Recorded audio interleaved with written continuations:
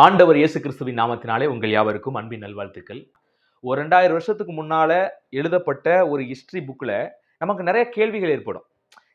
கேள்விகள் ஏற்படும்போது அதை கிளியர் பண்ண அதை எழுதின நபர்கள் கூட இருந்துச்சுனாங்கன்னா போய் கேட்டுக்கலாம். ஐயா, அந்த இடத்துல ஒரு குறிப்பு எழுதியிருக்கிறீங்க, ஆனா போதிய தரவுகள் அந்த இடத்துல இல்ல, நீங்க விவரமாக அதை நீங்க சொல்லல, அப்ப இந்த இடத்துல என்ன அதுக்குரிய விளக்கம் அப்படின்னு அவங்க இருந்தாங்கன்னா நம்ம நேரடியா போய் கேட்டுற முடியும். ஆனா திட்டத்திட்ட ஒரு 2000 வருஷத்துக்கு முன்பான பழமையான புத்தகத்துல நமக்கு ஒண்ணு தெரியல அப்படின்னா ஈஸியா யார் வேணாலும் பாத்தீங்கன்னா குற்றச்சாட்டு மாதிரி வச்சுட்டு போயிடலாம். இதுல அங்க ஒரு குறைபாடு இருக்குங்க, இங்க ஒரு கரெக்ட் இருக்குங்க, அது முரண்பாடா இருக்குங்க, இது முரண்பாடா இருக்குங்க அப்படின்னு சொல்லிட்டு போயிடலாம். இந்த மாதிரி பாத்தீங்கன்னா வேதத்துல அது பைபிளை குறிச்சு நிறைய குற்றச்சாட்டுகளை வைக்கிற தற்குறிகள் நிறைய பேர் இருக்காங்க. ஏன்னா இவங்களை தற்குறிகள் அப்படிதான் சொல்லணும். அதாவது ஒரு புத்தகத்தை படிக்கும்போது ஒரு முரண்பாடு போல உங்களுக்கு தெரியுது அப்படின்னா அது உங்களுக்கு அப்படி தெரியுது. அப்ப அதை குறித்து ஆராய்ந்து தெரிந்து வைத்திருக்கவங்க கிட்ட நீங்க போய் தெரிஞ்சுக்கணும். எப்ப இந்த இடத்துல ஒண்ணு இருக்குது, அது என்னன்னு தெரிஞ்சுக்கணும்.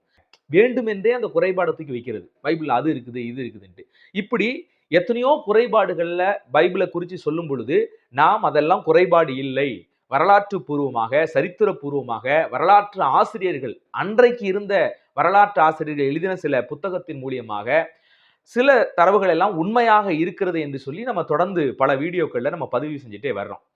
இந்த லெனின் இவர் பாத்தீங்கன்னா இப்ப வந்து ரொம்ப சாத்தானால் பீடிக்கப்பட்டு பிசாசின் ஆவினால வஞ்சிக்கப்பட்டு ஒரு வயதுக்கு தகுந்த மதிப்பை கூட என்னால கொடுக்க முடியாத அளவுக்கு ரொம்ப கீழ்த்தரமானவராக மட்டமானவராக இப்பொழுது வலைதளங்களில அவருடைய செயல்பாடு இருக்கிறது.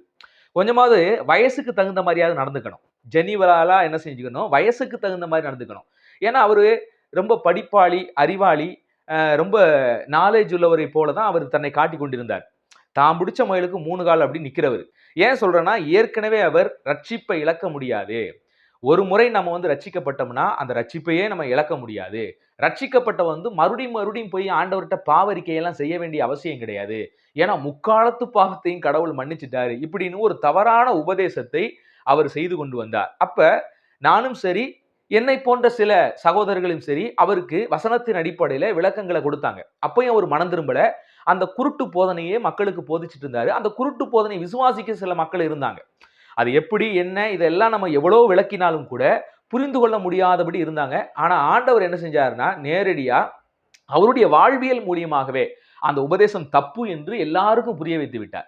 இப்ப அவரு ரட்சிப்பையே இழக்க முடியாது, தான் ரட்சிக்கப்பட்டவன் என்று சொல்லிக் கொண்டிருந்த அவர் இன்னைக்கு ஆண்டவரை விட்டு தூரமாக வேதத்தை விசுவாசிக்காதபடி, கர்த்தராகிய இயேசு கிறிஸ்துவை விசுவாசிக்காதபடி இன்னைக்கு வந்து பைபிளை குறை பேசிட்டு அலைகிற ஒரு மட்டமான புத்தி உள்ளவராய் இன்னைக்கு மாறி போயிருக்கிறார். ஏன் மட்டமான புத்தி அப்படின்னு சொல்றேன்னா, நம்ம குற்றச்சாட்டு யாரு மேனாலும் வைக்கலாங்க. ஒருத்தன் அறியாமையில கேள்வி கேட்கிறது அப்படிங்கிறது வேற. ஒருவேளை நிறைய விஷயங்களை ஆராய்ந்து அறிந்து அந்த அறிவின் மித்தமாக இதுல குறைபாடு இருக்கிறது என்று சொல்வதையும் கூட நம்ம ஏற்றுக்கொள்ளலாம். ஆனா ஒருத்த உண்மையிலேயே ஆராய்ஞ்சான்னா அதுக்குரிய விளக்கத்தை ஈஸியா தெரிந்து கொள்ளக்கூடிய லெவல்ல தான் இருக்குது. நான் அவரை விட படித்தவன் இல்ல, அவரை விட கண்டிப்பா வயசுலயும் கம்மியானவனா தான் நான் இருக்க முடியும். எனக்கே அது ஈஸியா புரியும் போது அவருக்கு புரியாதா அப்படிங்கிறதா என்னுடைய கேள்வி. இப்ப அவர் வச்ச அந்த கேள்விக்கு நேரா வந்துடுறேன். அவர் என்ன வைக்கிறாரு அப்படின்னு கேட்டீங்கன்னா, இயேசு கிறிஸ்துனுடைய வம்ச வரலாறு பட்டியல் இருக்கு பாத்தீங்களா? அதாவது மத்தேயு இயேசு கிறிஸ்துனுடைய வம்ச பட்டியலை பதிவிடுகிறார். அதே போல லூக்காவும் ஆண்டவராய் இயேசு கிறிஸ்துனுடைய வம்ச பட்டியலை பதிவிடுகிறார். இந்த 2 விஷயத்திலையும் நிறைய முரண்பாடு இருக்கிறது அப்படின்னு அவர் ஒரு பதில வைக்கிறார். 2வது இயேசு கிறிஸ்துவை மேசியாவாக காண்பிக்க. ஏன்னா பழைய ஏற்பாட்டு தீர்க்க தரிசனத்துல மேசியாவாகிய தேவன் யூதா கோத்திரத்தில் தான் பிறப்பார் என்பது தீர்க்க தரிசனமாக அறிவிக்கப்பட்ட ஒரு விடயம். அப்ப இயேசு கிறிஸ்துவை மேசியாவாக காண்பிக்க வேண்டும் என்று நினைத்து இந்த மத்தேயுவும் லூக்காவும் நிறைய முரண்பட்ட கருத்தை வைத்து இயேசுவை மேசியா என்று யூதர்களுக்கு பொய் தகவலை பரப்பியிருக்கிறாங்க. அதுல பாருங்க ஏகப்பட்ட முரண்பாடு இருக்குது. ஆக்சுவலா இயேசு கிறிஸ்து லேவி கோத்திரம் என்று வேதத்திலேயே பதிவு செய்யப்பட்டிருக்கிறது என்பதாக இதை எடுத்து வைக்கிறார். நான் என்ன சொல்றேன்னா, இதை ஒரு மனுஷன் சாதாரணமா அதை பார்த்துட்டு இதை பொய்யா சொல்லிட்டு போக முடியாது. கண்டிப்பா இதை குறித்து ஆய்வு பண்ணியிருப்பாரு. அப்படி ஆய்வு பண்ணினாலே இதற்குரிய விடயத்தை ஈஸியாக தெரிந்திருக்க முடியும். நான் பண்ணின ஆய்விலேயே எனக்கு அது புரிஞ்சிருச்சு. பைபிள்ல சொல்லப்பட்டதுதான் உண்மை. இவங்க இப்படி இயேசு கிறிஸ்துவை லேவி கோத்திரம் என்று சொல்லுவது ஒரு பச்சையான பொய் என்பதை ஈஸியாக என்னாலேயே கண்டுபிடிக்க முடியும் போது இவரால் கண்டுபிடிக்க முடியாதா? அப்ப வேண்டும் என்றே இந்த கிறிஸ்தவ சமூகத்தை ஏமாற்ற வேண்டும், பலரை வஞ்சிக்க வேண்டும் என்று திட்டமிட்டு சாத்தானின் ஆவியினால் பிடிக்கப்பட்டவராய் இன்றைக்கு செயல்பட்டு கொண்டிருக்கிறார் என்று ஒரு நிதர்சனமான உண்மையாயிருக்கிறது. இதுல நான் இன்னொரு வார்த்தையும் சொல்லியிருக்கேன். சில சகோதரர்கள் லெனினை பத்தி பேச வேணாம் பிரதர், அவரு விலகி போயிட்டார்ல, போய் தொலைகிறாரு, என்னமோ அந்த ஆள் பண்ணிட்டு போறாரு, நம்ம அவரை பேசி பெரிய ஆள் ஆக்கி விட்டுற வேணாம் அப்படின்னு நீங்க உங்க மனசுல தோன்ற விஷயத்தை நீங்க சொல்றீங்க, நல்ல விஷயம். அதே சமயத்துல அந்த வீடியோக்களை இன்னைக்கு சில ஆயிரக்கணக்கான மக்கள் பார்த்துக்கிட்டு இருக்கிறாங்க. நிறைய அவர் போடுற இந்த பொய்த்தனமான வீடியோவை நம்புகிற மக்கள் நிறைய பேர் இருக்கிறாங்க. எல்லாருமே ஆராய்ந்ததை அறியக்கூடியவங்க இல்லை இங்க. நல்லா கவனிங்க. அப்ப ஒரு சாதாரண விசுவாசிகளை ஈஸியாக இவருடைய போதனை ஏமாற்ற முடியும். ஏன்னா இவர் ரொம்ப பேச்சாற்றல் உள்ளவர், நயவஞ்சகமான ஒரு ஆள். எப்பவுமே பிசாசு நயவசனிப்பிலே கை தேர்ந்தவன். அப்ப அவனால் பிடிக்கப்பட்டவர்களுக்கும் இந்த நயவசனிப்பை கொடுத்துருவான். உண்மையிலேயே நீங்க லெனினுடைய வார்த்தையை கேட்டா நம்புற மாதிரியே பேசுவார். ஒரு பொய்யை அழகா உண்மை என்று வாதிடுவதிலே கை தேர்ந்தவராய் இருக்கிறார். அதனால அந்த வீடியோவை கேட்ட சில சகோதரர்கள் ஏன் வாட்ஸ்அப் நம்பருக்கு நம்முடைய பழைய வீடியோக்களுக்கு கீழே கமெண்ட் போட்டு பிரதர் இதுக்கு ஒரு விளக்கத்தை கண்டிப்பா நீங்க சொல்லணும் பிரதர்னு கேட்டுக்கிட்டாங்க. அந்த அடிப்படையில் நம்ம இந்த வீடியோவை நம்ம போடுறோம். சிலராவது அந்த வஞ்சனையிலிருந்து காப்பாற்றப்பட வேண்டும் என்ற எண்ணத்துல நம்ம என்ன செய்யறோம், போடுறோம். வேற ஒன்றும் இல்லை. அதனால இதை நீங்க புரிஞ்சுக்கோங்க. இப்ப எங்கேயாவது வேதாகமத்திலே ஆண்டவராகிய இயேசு கிறிஸ்து லேவி கோத்திரத்தை சார்ந்தவர் என்று வசனம் இருக்கிறதா பைபிளிலே அப்படின்னு கேட்டீங்கன்னா எங்குமே இல்லை. சரி, பின்னாட்களிலே சபை பிதாக்கள் என்று சொல்லுவோம் அல்லவா, அப்படி சர்ச்சு ஃபாதர்மார்கள் பிதாக்கள் ஏதாவது இதை குறித்து எழுதி வச்சிருக்கிறாங்களா அப்படின்னு கேட்டா அப்படியும் இல்லை. அவங்களுடைய பதிவிலும் பாத்தீங்கன்னா இயேசு கிறிஸ்து யூதா கோத்திரம் என்றுதான் எழுதி வைத்திருக்கிறார்கள். இயேசு கிறிஸ்து லேவி கோத்திரம் என்பதாக எங்குமே இல்லை. எந்த வசனத்தை வச்சு இந்த லெனின் இயேசு லேவி கோத்திரம்னு சொல்றாருன்னு கேட்டீங்கன்னா அதை நான் வாசிக்கிறேன், கவனிங்க. லூக்கா எழுதின சுவிசேஷத்துல தேவதூதன் மரியாளுக்கு காட்சி அளித்து நிறைய விஷயங்களை பேசுகிறார். ஒரு ஆண்மகன் பிறப்பாரு, அப்படி இருப்பாரு, நிறைய விஷயங்களை விடயத்தை சொல்லிட்டு வர்றாரு. அப்படி சொல்லிட்டு வரும்போது அங்கே எலிசபெத்தை குறித்தும் மரியாளுக்கு சில விஷயங்கள் சொல்லப்படுகிறது. அதை நம்ம எங்கே வாசிக்கிறோம்? 36 வசனம். இதோ உனக்கு இனத்தாலா இருக்கிற எலிசபெத்தும் தன் முதிர் வயதிலே ஒரு புத்திரனை கற்பம் தரிக்கிறார், மலடியாக எண்ணப்பட்ட அவளுக்கு இது 6ஆம் மாதம் என்று எழுதப்பட்டிருக்கிறது. ஆக எலிசபெத் என்பவள் எந்த கோத்திரத்தாள் என்று வேதம் பதிவு செய்துனா அவள் ஆரோனுடைய குமாரத்தி என்று எழுதப்பட்டிருக்கிறது. அப்ப ஆரோன் லேவி கோத்திரத்தான். அப்ப எலிசபெத் யாரு? ஆமா, லேவி. அவருடைய புருஷனும் லேவி கோத்திரத்தை சார்ந்தவர் தான். அதனாலதான் அவரும் ஆசாரியனா இருக்கிறார். சகரியா என்பவரும் ஆசாரிய வேலை செய்தார் என்பது வேதத்திலே பதிவு செய்யப்பட்டிருக்குது. அந்த சகரியாவுக்கும் எலிசபெத்துக்கும் பிறந்தவர் தான் யோவான் ஸ்நானகன் அப்படிங்கிறது நமக்கு எல்லாருக்கும் தெரியும். ஆனா மரியாள் இங்கே இந்த வசனத்தை வைத்து மரியாளும் லேவி கோத்திரம் தான் அப்படின்னு கிளைம் பண்ண பாக்குறாங்க. ஆக்சுவலா பாத்தீங்கன்னா தேவதூதன் அதற்கு மேலே உள்ள வசனத்துல என்ன சொல்றான்னு பாருங்க. இந்த ஸ்டேட்மெண்ட் யாரு சொல்றது? ஒரு மனிதன் அல்ல, தேவதூதன் பேசுறான். இதை நீங்க கருத்துல கொள்ளணும். இப்ப தேவதூதன் இயேசு யாருடைய கோத்திரம் என்று தேவதூதனே பதிவு செய்கிறார். அந்த வசனத்தை வாசிக்கிறேன், கவனிங்க. 32ஆம் வசனத்தை வாசிக்கிறேன், கவனிங்க.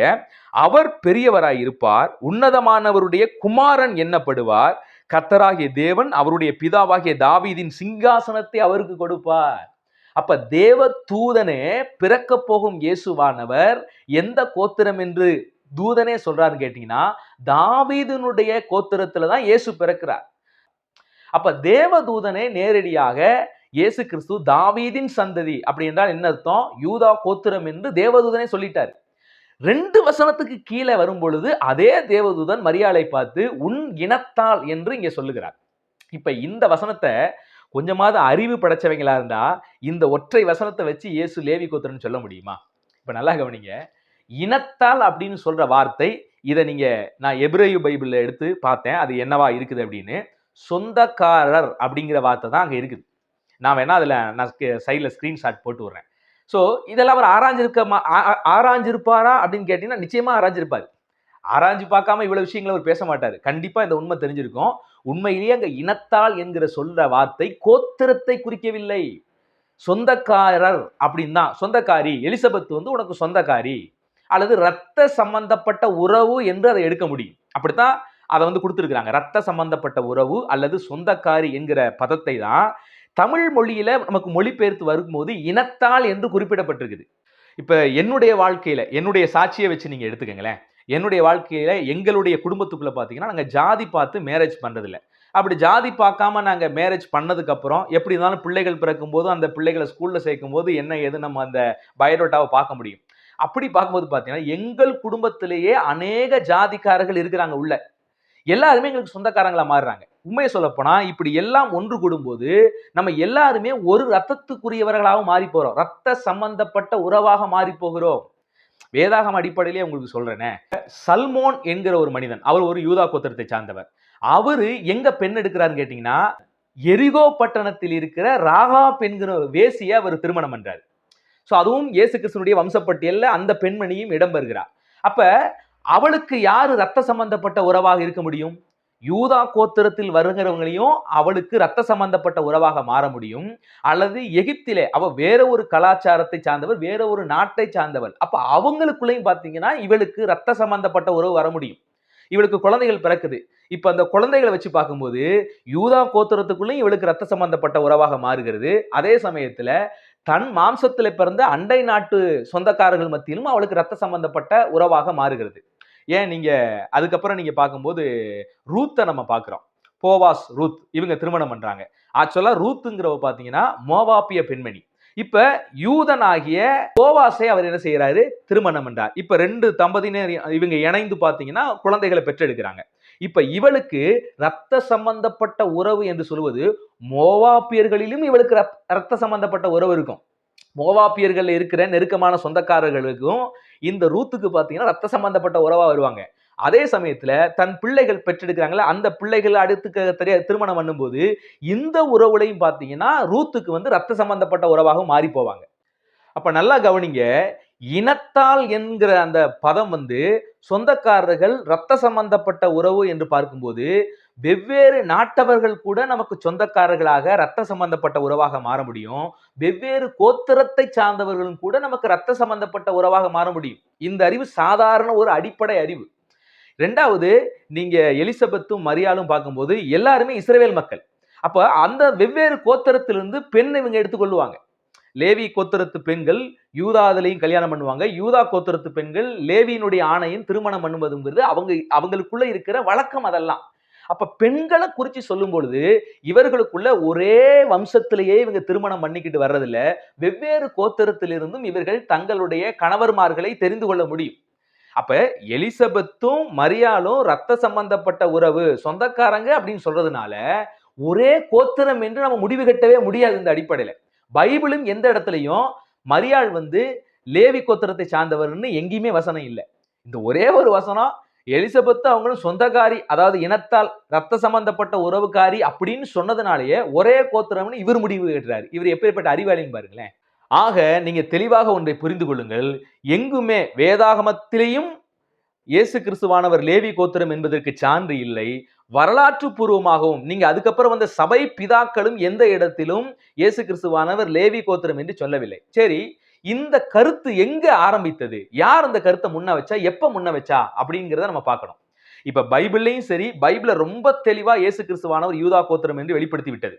அதை தாண்டி இவர் லேவி கோத்திரம் என்கிற அந்த பொய் எப்ப பேச ஆரம்பிச்சிச்சு நம்ம பார்க்கணும்.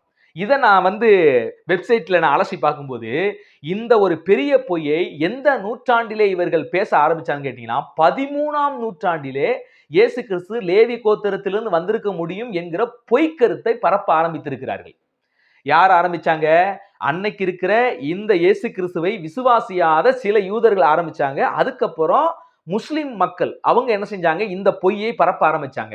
அந்த பொய்யை இன்னைக்கு இந்த லெனினும் நம்பிக்கொண்டு இயேசு கிறிஸ்து லேவி கோத்திரம், வேண்டுமென்றே இயேசுவை மேசியா வாக்கும்படி மத்தேயுவும் லூக்காவும் பொய்க்கதையை கட்டி விட்டு அப்படின்னு இவங்க ஒரு திட்டமிட்டு ஒரு பொய்க்கதையை இந்த லெனின் பரப்பி கொண்டிருக்கிறார். இப்ப யாரு பொய்யன்?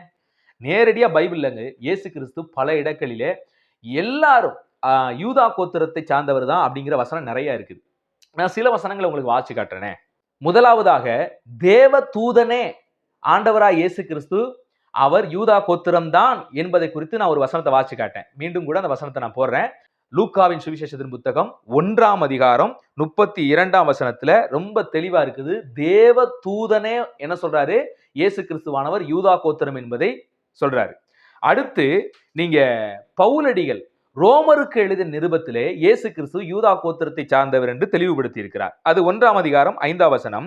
மாம்சத்தின்படி தாவீதின் சந்ததியில் பிறந்தவரும் பரிசுத்தமுள்ள ஆவியின்படி தேவனுடைய சுதன் என்று மரித்தோரிலிருந்து உயிர் தெழுந்ததினாலே பலமாய் ரூபிக்கப்பட்ட தேவகுமாரனுமாய் இருக்கிறார். அப்ப பவுலும் கூட, பவுலெல்லாம் பெரிய ஸ்காலர், அன்னைக்கு சொல்லவே வேணாம், கமாலியலின் பாதத்தில் இருந்து அவர் கற்றுக்கொண்டவர் என்று பதிவு செய்கிறது. அப்பேற்பட்ட படிப்பாளியும் கூட இயேசு கிறிஸ்துவானவர் தாவீதின் சந்ததியில் பிறந்தவர் என்பதை வேதாகமும் மிக தெளிவாக நமக்கு பதிவு செய்கிற விஷயத்தை பார்க்கிறோம். அடுத்து பார்த்தீங்கன்னா எபிரேய ஆக்கியோன் என்ன சொல்றாருன்னு பாருங்க. 7 அதிகாரம் 14 வசனம். நம்முடைய கர்த்தர் யூதா கோத்திரத்தில் தோன்றினவர் என்பது பிரசித்தமாயிருக்கிறது. அந்த கோத்திரத்தாரை குறித்து மோசே ஆசாரியத்துவத்தை பற்றி ஒன்றும் சொல்லவில்லையே அப்படின்னு சொல்லிட்டு, யூதா கோத்திரத்திலிருந்து வந்த இயேசு கிறிஸ்து எப்படி ஆசாரியனாக மாறினார், மெல்கிசேதேக்கின் முறைமையின்படி எப்படி ஆசாரியனாய் அவர் மாறுகிறார், அதன் மூலியமாக நாம் புறஜாதிகளால் நாம் எப்படி கிறிஸ்துவுக்குள் வந்து ஆண்டவருக்கு ஆசாரியராய் மாறுகிறோம் என்பதை குறித்தும் மிக தெளிவாக இந்த எபிரேய ஆக்கியோன் விளக்குகிறதை நம்மால பார்க்க முடியும். அதையெல்லாம் தாண்டி வெளிப்படுத்தின விசேஷத்திலையும் கூட தேவதூதன் ஆண்டவராய் இயேசு கிறிஸ்து இந்த யூதா கோத்திரத்தை உடையவர் தான் என்பதை தெளிவுபடுத்துகிறார். அது எங்க வாசிக்கிறோம்? வெளிப்படுத்தின விசேஷம் 5 அதிகாரம் 5 வசனத்துல, அப்பொழுது மூப்பர்களில் ஒருவன் என்னை நோக்கி, நீ அள வேண்டாம், இதோ யூதா கோத்திரத்து சிங்கமும் தாவீதின் வேறுமானவர் புத்தகத்தை திறக்கவும் அதன் 7 முத்திரைகளை உடைக்கவும் ஜெயம் கொண்டிருக்கிறார். இந்த வார்த்தை யாரு சொல்றது? பரலோகத்தில் உள்ள மூப்பர்கள் சொல்றாங்க. பரலோகத்தில் உள்ள மூப்பர்களே, ஆண்டவராய் இயேசு கிறிஸ்து தாவீதினுடைய குலக்கொழுந்து, அவர் யூதா கோத்திரத்து சிங்கம் என்பதாக வேதம் மிக தெளிவாக பதிவு செய்கிறது. அப்ப வேதாகமும் சரி, வரலாற்று பின்னணியும் சரி, மறுக்க முடியாத ஒரு சத்தியத்தை 13ஆம் நூற்றாண்டிலே இவர்கள் நுழைந்து அந்த ஒற்றை வசனம், ஒண்ணுமே அந்த வசனத்தை குறித்து ஆராயாம அந்த வசனத்தை மட்டுமே எடுத்துக்கொண்டு ஒரு பொய் தகவலை இவங்க பரப்பிக்கிட்டே வர்றாங்க. இயேசு கிறிஸ்து லேவி கோத்திரத்தை சார்ந்தவர் என்கிற பொய்யை பரப்பி கொண்டு வர்றாங்க. குருடன், பிறவிலேயே குருடனாய் இருந்த மனிதன் இயேசு கிறிஸ்துவை பார்த்து என்ன சொல்றான்னா, தாவீதின் குமாரனே எனக்கு இறங்கும் அப்படிங்கிறாப்புல. அப்ப ஒரு குருட்டு பயலுக்கு கூட இயேசுவானவர் தாவீதின் குமாரன் என்பது தெரியுது. ஆனா இந்த குருடனாகிய லெனினுக்கு இயேசு எந்த கோத்திரத்தை சார்ந்தவர்னு தெரியல, உழப்பிக்கிட்டு இன்னைக்கு இருக்கிறார். சரி, இப்ப நீங்க தெளிவா புரிஞ்சிருப்பீங்க, இயேசு கிறிஸ்துவானவர் அவர் தாவீதின் கோத்திரத்துல தான் பிறந்தார். ஆனா வேதாகமத்தின் அடிப்படையில இயேசுவையே நாம் மாம்சத்தின்படி அறிய தேவையில்லை. ஏன்னா பவுல் சொல்லும்போது ஆண்டவராகிய இயேசு கிறிஸ்துவே நாங்கள் மாம்சத்தின்படி அறிய மாட்டோம் அப்படிங்கிறார். அப்ப இயேசு கிறிஸ்துவை இன்றைக்கு நாம் யூதா கோத்திரத்திலே போய் திணிப்பது அது சிறந்த விஷயம் இல்லை. ஆவிக்குரிய கிறிஸ்தவர்களுக்கு நான் பேசிக் கொண்டிருக்கிறேன். ஏனென்றால் அவர் உலக ரட்சகர், உலகத்துக்கே அவர் தெய்வம். எல்லாரும் இன்னைக்கு யாரெல்லாம் இயேசு கிறிஸ்துவ ஏற்றுக்கொண்டிருக்கிறோமோ எல்லாரும் அவர் திருவுடலோடு ஐக்கியப்படுத்தி விட்டார் இயேசு கிறிஸ்து. அப்ப நாம இன்னைக்கு கிறிஸ்தவர்களாகிய நாம் இயேசு கிறிஸ்துவ யூதா கோத்திரம் என்று மாம்சத்தின்படி கூட அறிவது தேவையில்லை. அப்படி நம்ம அவரை ஒரு கோத்திரத்துக்குள்ள திணிப்பது நமக்கு அவசியம் இல்லை என்கிற சத்தியத்தை நீங்க புரிஞ்சுக்கணும். பிறப்பின் அடிப்படையில் அவர் மாம்சம் யூதா கோத்திரம் தான். ஏனென்றால் தீர்க்க தரிசனத்தின் அடிப்படையில் அவர் அந்த கோத்திரத்தை தான் பிறக்க வேண்டும் என்பது தீர்க்க தரிசனம், அது அப்படியே நிறைவேறினுச்சு. ஆனா இப்போது நாம் அவரை கோத்திரத்துக்குள் அடைக்காமல் முழு உலகத்துக்கும் தேவன், என்னுடைய தேவன் என்பதை மாத்திரமே நாம் புரிந்து கொள்ள வேண்டும் என்கிற சத்தியத்தையும் நான் உங்களுக்கு சொல்லுகிறேன்.